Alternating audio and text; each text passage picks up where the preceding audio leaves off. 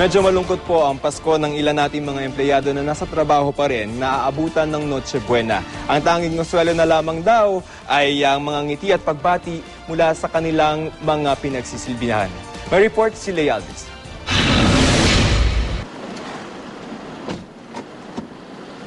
Habang ang karamihan ay kapiling ang kanilang pamilya tuwing Pasko, ang patrol crew na si Eric Cruz binabagtas ang kahabaan ng North Luzon Expressway para sa kaligtasan ng mga motorista.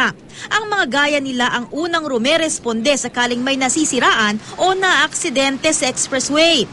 Kasi yung mga tao ngayon medyo nagra-rush sila pag uwi sa bahay. Kailangan yung mga patrol laging nandyan, minomonitor sila.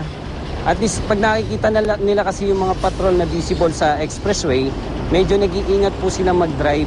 Ang toll teller na si Roma Narciso sa toll plaza naman magpapasko. Medyo mabigat pa rin daw sa loob na di niya kapiling ang pamilya sa espesyal na okasyong tulad nito. Pero kailangan daw natatagan ng loob, lalo na't sa kanya umaasa ang kanyang mga magulang at kapatid. Kasi po yung mama ko sabi niya, pasensya na kasi hindi kita natutulugan.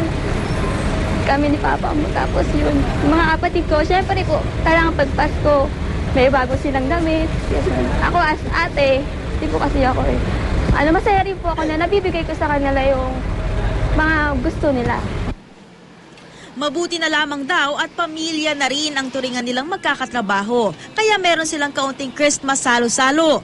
Nandyan din ang mga motoristang nagbibigay halaga sa kanilang serbisyo. Worth it po yung pagsiserve namin sa kanila kasi konting smile lang at nangingitiran po sila sa amin.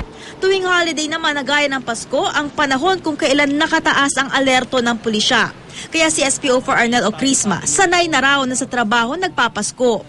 Sinumpaan namin to na kailangan kaming magserbisyo sa bayan eh. Kaya ito kami, kung kailan kami, kung kailan holiday, kailangan narito kami para sa peace and order natin. Ganito na rin daw ang kapalaran ng bumbero na si SFO1 Florentino Batain. Di na raw mabigat sa loob na sa trabaho niya sasalubungin ang Pasko. Kasi masaya kami sa ginagawa namin eh. Kahit wala kami sa pamilya namin, wala kaming handa. Nandito kami sa trabaho namin, nakakatulong kami, masaya na kami nun. Ngayon, mas naiintindihan na raw ng kanyang pamilya ang kanyang tungkulin. Abawi na lang sa susunod na off-duty.